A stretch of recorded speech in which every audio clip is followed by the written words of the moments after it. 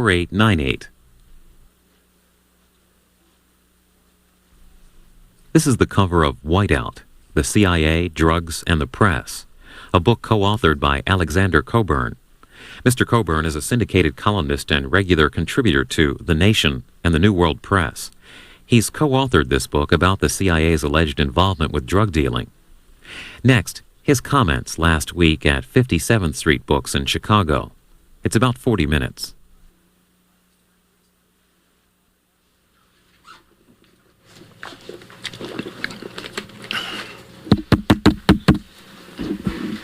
Is this for me or is this for... That's for C-SPAN. For C-SPAN. Okay, I'm really sorry I'm late. Broke down at Fort Wayne. Saw a lot of cops on the way in, but they didn't stop me. So I deeply apologize and thank you so much for sitting around for an hour talking among yourselves about the Clinton scandal probably. I passed a sign in Indiana saying, fed up with the scandal, eat hamburger. I'm of the school that Clinton, if ever there was a fake populist, it was Clinton. He hasn't even aspired practically to fake populism. But here he is, in a way, being saved at the moment by a genuine populism of people saying to the elites, saying sex is private and who cares. I think it's a glorious moment in American history myself. If only to see George Will's face night after night.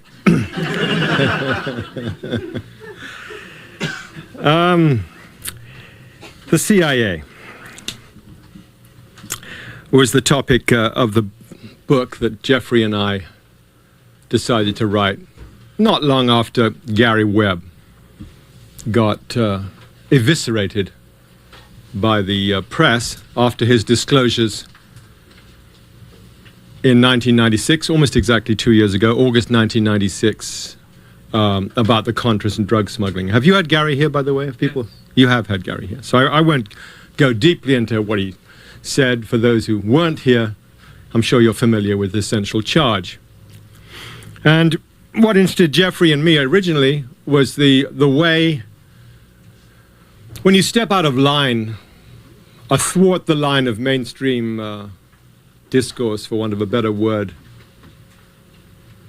in the American press, mainstream. If you cross a certain line, you get done. We've actually seen a couple of cases this summer in the form of Mike Gallagher, who wrote an incredible series of pieces in the Cincinnati Enquirer about Chiquita Banana, previously known as United Fruit Company. One of the best series, actually, on a multinational corporation that's ever appeared in mainstream American journalism, or even on the left. It was a brilliant, brilliant portrait, for which assiduousness and tenacity, he was immediately fired and run out of the profession. Fired under the accusation that he'd got telephone conversations, to which the answer is, he says he got them from a source, but so what? One of the distressing features of it was the speed with which his colleagues turned on him. Not a very nice profession, my one.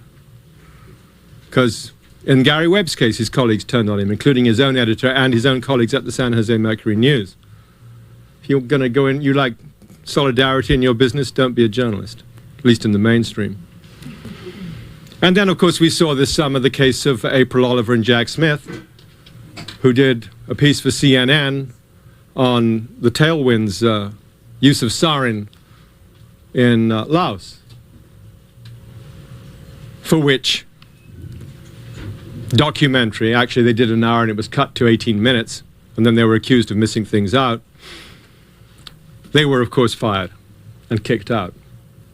So you've had all these cautionary tales, and that's what interested Jeffrey and me. Cautionary tales where there are certain areas you can't approach in American journalism without getting into deep trouble. One is assassination. So you start saying that CIA actually have used assassination as a method of national policy for many years, you get into trouble. You get into trouble if you start kicking too deeply into the drugs business. And of course, you get into trouble if you start saying that major American corporations subsist on thievery and exploitation on an unlawful international scale, and appear to have conversations to prove it. As you used to say when I started in journalism, comment is free and facts are expensive. But as Jeffrey and I sort of went through how Gary was done, we found ourselves really beginning on the parable of journalism and mainstream journalism and what can be said and what can't be said. We found ourselves getting more and more into the history of the CIA. And it crossed our minds that it was about due for another introduction to the agency. Some of the older people among you, like myself, were probably introduced to the agency in '68 with the disclosures in Ramparts magazine, now marching under the rather limp guise of Mother Jones,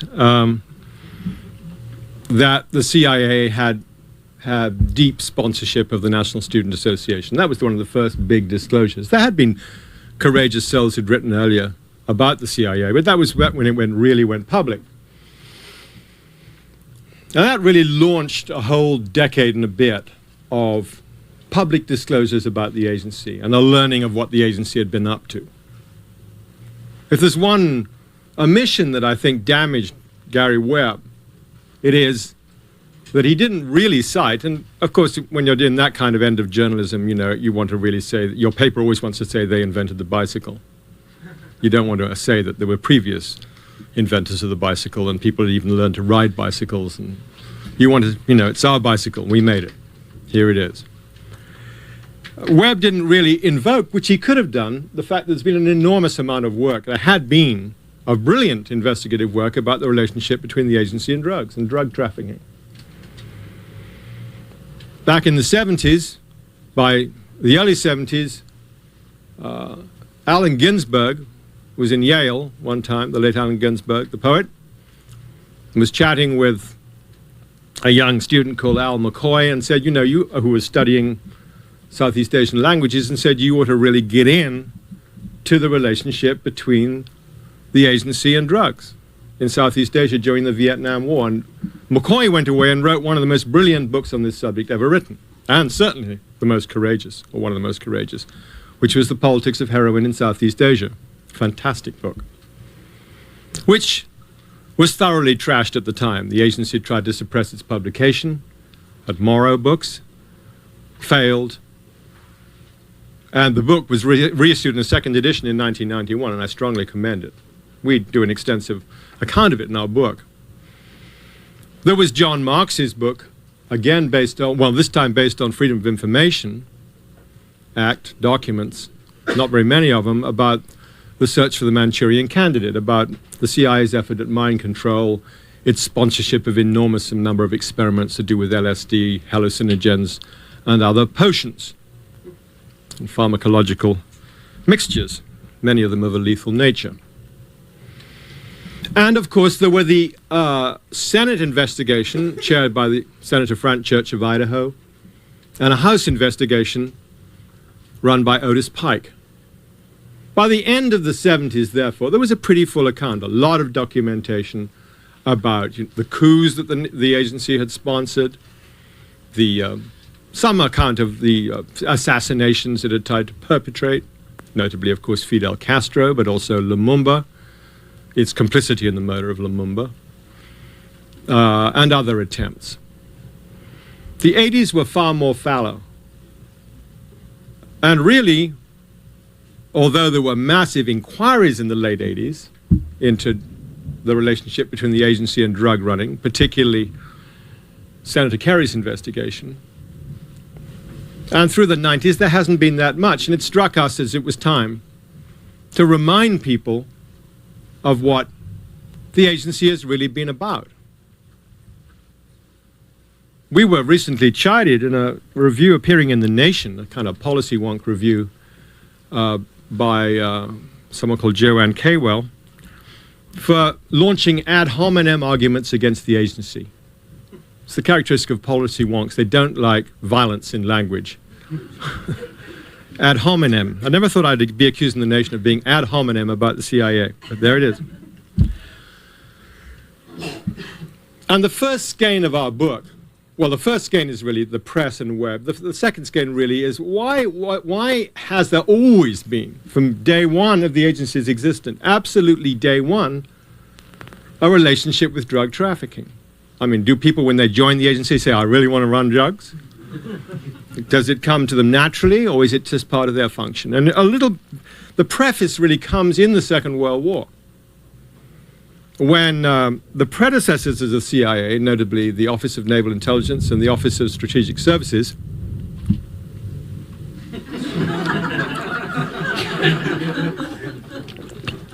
it's normal, huh? Oh. But commenced a relationship with mobsters for three reasons. Two had to do with the New York docks. They were worried about sabotage because of the U-boats in the Atlantic, and they wanted the cooperation of the mob. That was one reason. The second reason is they were, I think, far more worried about labor organizing by Harry Bridges, who was leading the charge for the longshoremen, the non-mob dominated longshoremen against the ILA. And the intelligence agencies contacted Mayalansky and said they were looking for cooperation, and also they were looking for cooperation in finding sources in Sicily that could help them in the invasion, which was being planned. At that time, Lucky Luciano was what they used to call the mob kingpin, if you like, and he was doing 30 years in Dannemora prison in upstate New York. In fairly short order, he contacted Luciano. Luciano was moved to a nicer prison. Dannemora is a very rough place indeed. And had his sentence commuted and was deported to Italy, where, in the waning years of the war and the beginning of the peace, he started building and rebuilding his drug empire on an international scale. Now, if you had a CIA man sitting right there, he would probably say, they could say, well, you know, that was the national interest. You could make a case for it. I think the important thing, probably downplayed, would be the need to crush the left on the docks in New York, but almost immediately thereafter, the agency, its first major task after it was founded in 1947, was to confront the possibility of legal victories by the Italian and the French communists at the ballot box. The agency, desperate for money, and money is another source of relationship with drug trafficking. Remember that money from drugs is, not officially registered money. It's what you might call black money or illegal money or covert money, unaccountable money, very importantly.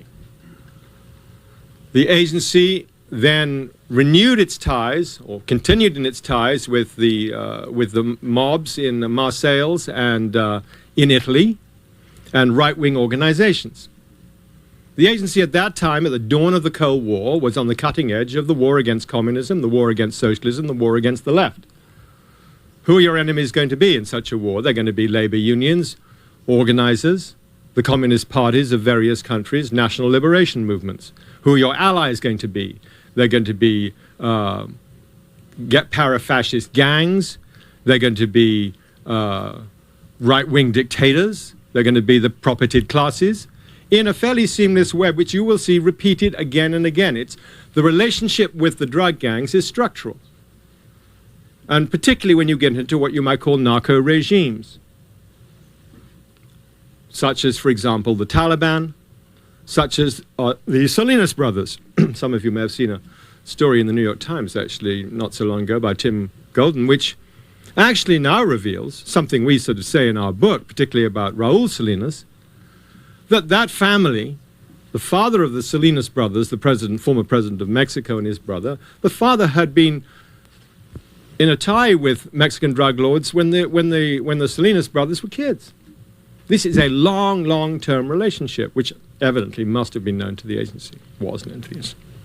Anyway, so therefore, right from the beginning, It is not a fortuitous one-time off we had to get arms to the Contras.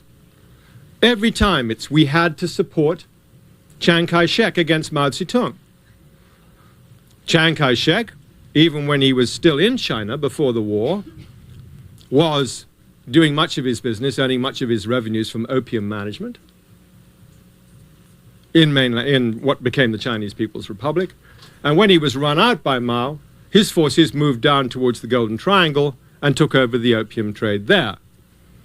The CIA was supporting Chiang Kai-shek. It was a fairly logical development for CIA planes or of organizations related to the CIA, beginning with Chennault's Flying Tigers originally, to start flying the opium. That story led, as the decades progressed, to when the CIA was trying to recruit the tribesmen in that area to work for them against the Communists and the National Liberation Front, the Hmong. Their relationship with drug running continued. You had CIA planes running the opium back into Laos and Thailand, where it was refined into heroin and then went into Vietnam. The motive, the Cold War rationale. The same thing happened at a later date in Afghanistan. In the late 80s, a regime, the Taraki regime, this was before the Soviets invaded, the Taraki regime in Afghanistan, a reforming regime, tried to inaugurate land reforms, confiscated the opium-growing estates of the feudal lords of Afghanistan. This was immediately seen by the CIA as a threat in the area. It drew lurid scenarios of, the Soviets being able to rush in and then gain their long-desired warm water port, and so forth. The Soviets, of course, did ultimately invade, and the CIA then launched its largest ever operation, cost them over $3 billion in the end. They were fighting to restore the status quo ante. Their objective and actual allies were the opium lords. Much of the fighting by the people who were called, of course, those days Mujahideen and freedom fighters, there's some confusion now and a rather rapid transition to terrorist in a sort of gray area where one day it's terrorism and the next day it's freedom fighting and the third day it's the Unocal project to run a pipeline, which of course is beyond freedom fighting and terrorism, is just purely about money. The Taliban was the eventual consequence of all this, which has now conceded by the US government to be vying with Burma and occasionally ahead as the leading supplier of heroin. The crisis began with how to support the Contras. The Boland Amendment forbade military supply of the Contras. In fairly short order. It began, by the way, for those who feel sentimental about Jimmy Carter, with Jimmy Carter whistling up Argentinian torturers to help form the Contras. Then there was the congressional cutoff, and in 1982, as emerged earlier this year, it was a smoking gun, actually. I'll have an aside later on smoking gun theory. Complicated. The whole in journalism, when the hunt for the smoking gun is an important moment. As with Nixon in Watergate, they kept saying, remember, there was no smoking gun. I mean, usually at that point there were thousands of smoking guns, belching smoke. And they said, but no real, you had Nixon, ordering the invasion of Ellsberg's shrink. You had, bribe money being given to the burglars to keep quiet. But they said no real smoking gun. And finally, of course, the tape surfaced, and that was the smoking gun. In this case, they've always said there's no smoking gun with the CIA. And drugs. Well, the smoking gun earlier this year surfaced actually courtesy of the Inspector General of the CIA, Fred Hitz, who admitted in Congress that in 1982, Casey, the late William Casey, a true monster actually, even by the rather low standards of directors of the Central Intelligence Agency, there is a sort of gradation in monsterdom. I suppose there was a left of the Nazi Party when you think about it, in some sense. But Casey went to William French Smith, the Attorney General, Reagan's Attorney General, and said, we want a waiver so that we do not have to report drug dealing activities of our assets. A waiver he was immediately given. The correspondence was published recently by Maxine Waters' office, woman Maxine Waters. A waiver was issued, which was only rescinded, by the way, in 1996. Why 1982? The CIA at that time was gearing up for the arms drugs contra shuffle, and they needed the clearance, which they duly got. We end that particular skein of our narrative with Mexico, where, as I just said earlier, you have the US knowingly in alliance with a narco-trafficking regime.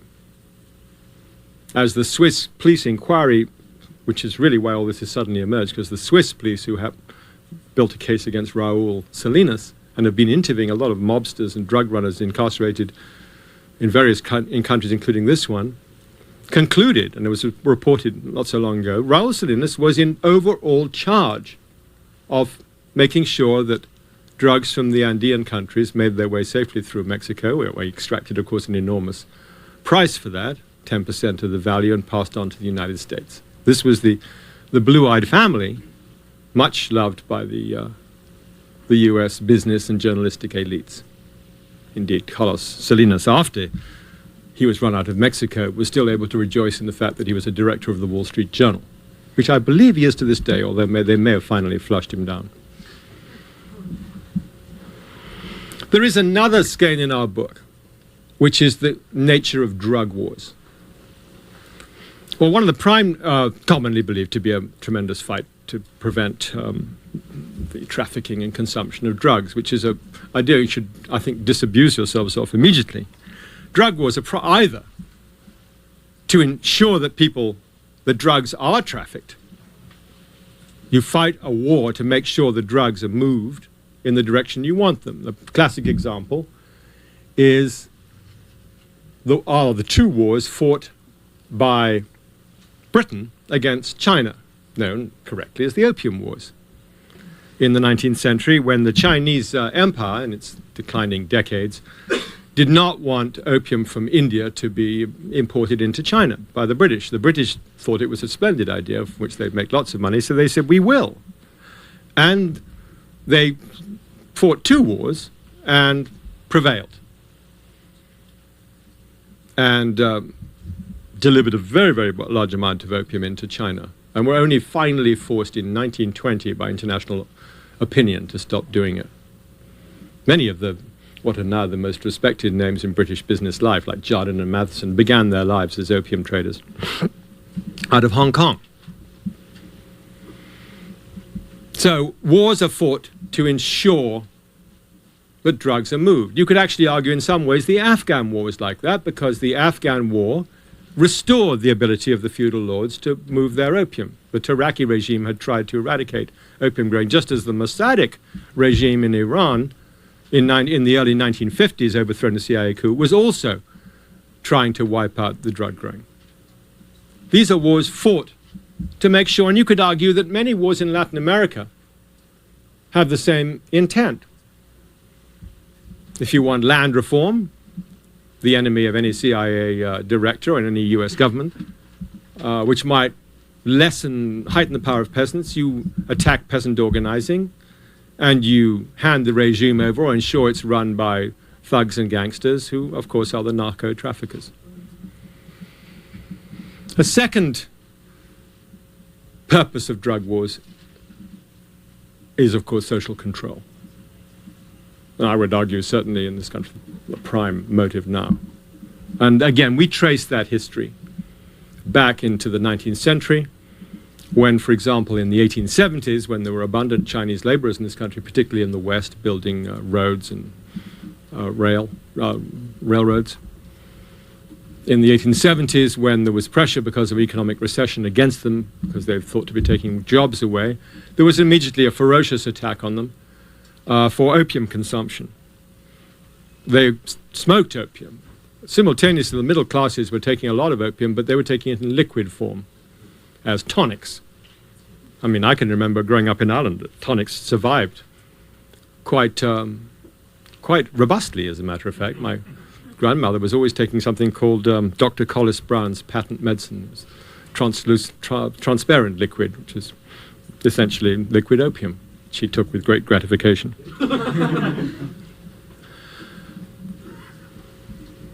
That was one of the early examples of social control, and you can follow that thread through the 20th century, fought with increasing ferocity.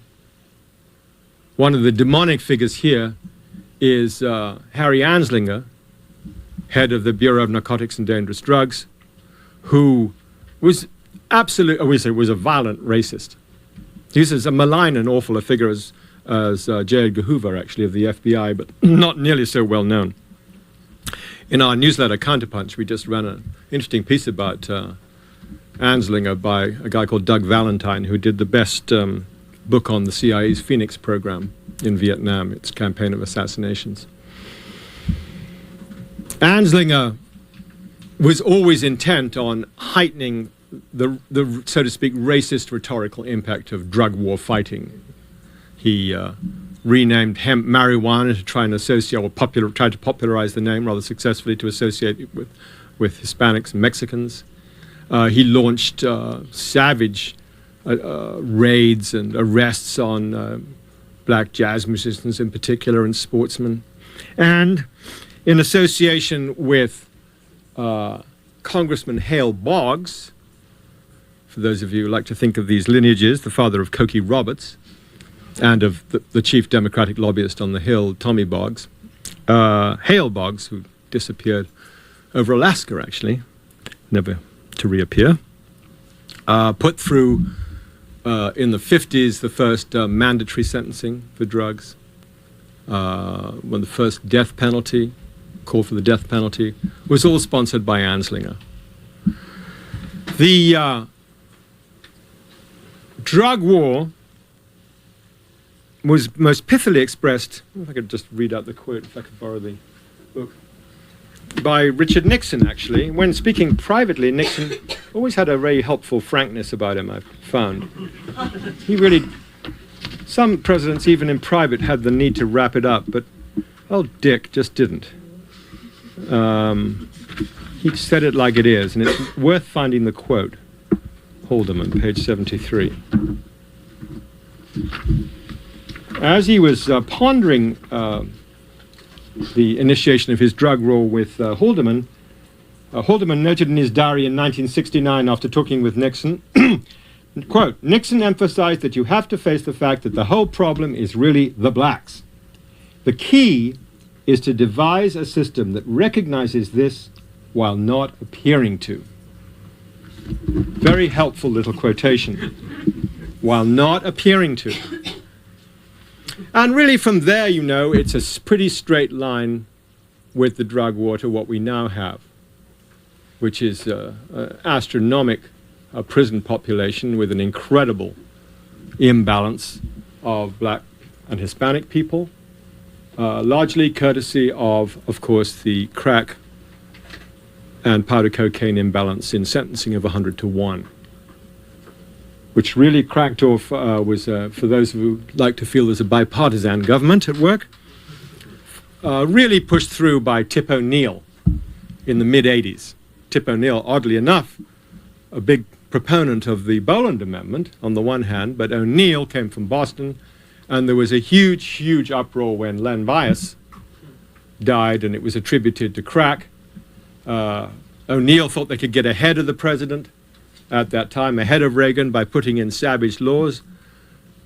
They vied with each other, the White House, the Reagan White House, and the Democrats on the Hill, to which could do the most savage laws and sentencing structures.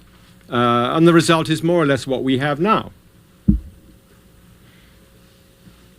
There were efforts by the U.S. Sentencing Commission not so long ago to say this imbalance between powder and crack cocaine, the one much more used by middle class, the crack cocaine, of course, used by the poor, There's no rationale for it. Sentencing should be the same. This call by the U.S. Sentencing Commission was rejected by Reno's Justice Department, by the Congress, and by Bill Clinton in a ratification of a drug war as racist, and selectively racist, of course, as the original first war against the Chinese.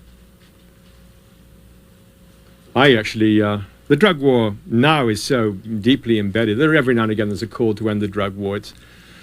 It's now so embedded into the economies of law enforcement that it's hard to imagine it being I come from Humboldt County in Northern California. When I left, we are approaching the peak of our production of, not me, but many of my neighbors, of marijuana. And of course, the campaign against marijuana production camp is also in full tilt. In fact, the day I left, I saw 3 helicopters from the local cops. And the new wrinkle this way is the cops now hang from a rope underneath with their foot through a loop, moving 100 feet above the ground, looking down to see the plants. But, you know, their budgeting depends on the dope they find, and then with that budget will come more money into a fairly depressed area of California, which means more building and means more cars for the cops and so forth. Multiply this in every jurisdiction and you get, and then put on top of that the enormous lobbies now in every state, for, the prison lobby, prison building lobby, the waters lobby, you know, these are vast lobbies now, in a way consequent upon the drug war. So the drug war is going to be a very hard thing to stop. That is the second theme. The third theme really is a theme which kind of is the core thought, I think, of the book. The essential continuity, in some ways, between the Nazis and Nazi methods and methods of state repression picked up in the Cold War. We say right up front in our book that very often people talk about a rogue agent or a rogue agency, the CIA. It's sort of comforting in a way because it implies, of course, that the ship of state is moving in a dignified and legal fashion while the sort of pirate ship of the CIA is swerving about doing all the dirty work. It's not the proper way of thinking of it, I don't think. We say essentially the CIA is carrying out, as a bureaucratic organization, the commands of government. Right from the word go, of course, if you go back and read the original founding document of the CIA, written by Clark Clifford, there's a slight gray area. And there always had to be a gray area. You could not have it requisitioned on paper from JFK, please kill Fidel Castro tomorrow morning. But as you follow this through, there is abundance. There's been, of course, a lot of work in particular about the campaign of the Kennedy brothers to have Castro assassinated, that the fingerprints are slightly more clear than usual. It's a bit more difficult, for example, to track it down with the murder of the Diem brothers in South Vietnam or Lumumba. But the CIA is not running athwart U.S. government policy. It's part of government. And it's helpful to remember that and not delude oneself with talk about a rogue agency. The essential continuity might sound a rough way of putting it, but we spent some time in this book looking at the efforts of the U.S. intelligence agencies, initially Army Intelligence, OSS, and the others, and then the CIA, to bring out the Nazi scientists and take full use of their experiments and their researches as carried out in concentration camps. Some of the vilest, there's some very good work, again, been done on this, particularly by Chris Simpson. Some of you may have read his books. The vilest doctors, the most appalling criminals, were brought out, protected, relocated, and their researches carried forward. Again, of course, in the name of national security. But we're talking not just about, of course, now LSD, which was, that came a little bit later in the 50s, but they were looking very closely at all the experiments in mind control, which the Nazis were very interested in the various concentration camps. And the CIA's Technical Services Division, headed by a man called Gottlieb, Sidney Gottlieb, whom we have a whole chapter about, took full measure and full account of this Nazi work, as did all the researchers into chemical and biological warfare. This particular skein, I think, is well resumed in the figure of Klaus Barbie. Barbie, the butcher of Lyon, was much sought by the French at the end of the war. US intelligence, military intelligence actually found him, or he found them, after an unpleasant experience at the hands of the British intelligence organizations. And they debriefed him, protected him, and eventually had him shipped to Bolivia under a new identity. This has all now been thoroughly documented, where he became, and here you have a lot of the threads of the book joined together. He became a CIA asset, one, a security advisor, i.e. expert in torture techniques and security techniques for the various butchers and thugs running the Bolivian government. For example, he was associated with the hunt to capture Che Guevara. And finally, he, of course, was in close cahoots with the big drug smuggling gangs. Barbie is a very symbolic figure. These are the themes of the book. Now, what are we not saying? We're not saying that if there hadn't been a CIA, there would be no drugs in America, clearly, which The Nation magazine accused us of saying. It would be a lunatic thing to say that. There's a drug market, and it's not caused by the CIA. Although some people actually, like Levine, a former DEA man, they argue, which is something we don't in our books, that at some points, CIA supervised cocaine from Latin America was a very, very large part of the imports. I don't know, we don't say that in our book. We're more interested in showing really the agenda of the state. If the agenda of the state is the preservation and support of right-wing thug regimes abroad and the maintenance of social control at home, which means control, supervision, and if necessary, imprisonment of the dangerous classes, that if that is the agenda of the state, then we can follow through how that agenda was carried forward. That's the way it happens. If it wasn't the agenda of the state, there'd still be drugs, but the atmosphere might be different. There might be different emphases. Not the insane emphasis on punishment, maybe more emphasis on counseling. Someone said to me, are you saying there's a secret organization supervising drug trafficking in this country run by the government? I said, yes, absolutely. It's called the Federal Reserve. Why? You could argue, taking a longer look, that the Federal Reserve sets in large measure economic, not totally, but responsible in large part for economic policy, and from economic policy flow riches and prosperity for some, poverty and misery for others. But with poverty and misery comes a rise in drug consumption, comes an increase in the need for some form of employment by desperate inner city black youth, with maybe the only career opportunity at that point being crack running or whatever. So you can, if you want to, you can blame the Federal Reserve. But the agenda of the state is what counts. And that brings us full circle back to the press. Is the press just like the CIA, never rogue? Not entirely. It's a more subtle relationship. I think we've seen between Webb and now just how tight the reins are. This is not to say there aren't many courageous journalists who have done wonderful work in exposing the narco-trafficking realities in the last 10 years, last 20 years, whether it be Al McCoy, or actually I should invoke my own brother Andrew and my sister-in-law Leslie Coburn, who did some very spectacular documentaries in the middle 80s. And there are others, Bob Parry and Brian Barger, working for AP in the middle 80s, did spectacular work. There are people, honest US government employees, the DEA's Cele Castilla, and others, who tried to protest and tried to bring the reality. But the press, the mainstream press, has exceptions, but the tendency will be to protect and conceal. That's the tendency. You can't make an absolute rule. Someone's accused me of insufficiently theorizing the role of the press and the relationship between the press and the CIA. Well, it's hard to theorize, but you can get the drift of it with a couple of quotes, which maybe I'll give you, if you'll bear with me. Catherine Graham, Now, Katharine Graham, as you know, the heroine of Watergate, the chairman of the Washington Post Company. Now, in 1988, Graham told CIA recruits, quote, "We live in a dirty and dangerous world. There are some things the general public does not need to know and shouldn't.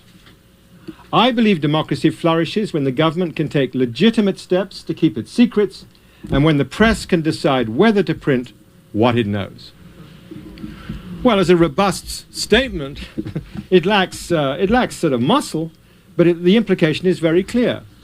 When the press or the people running the press or owning the press think the state agenda requires it, keep your mouth shut.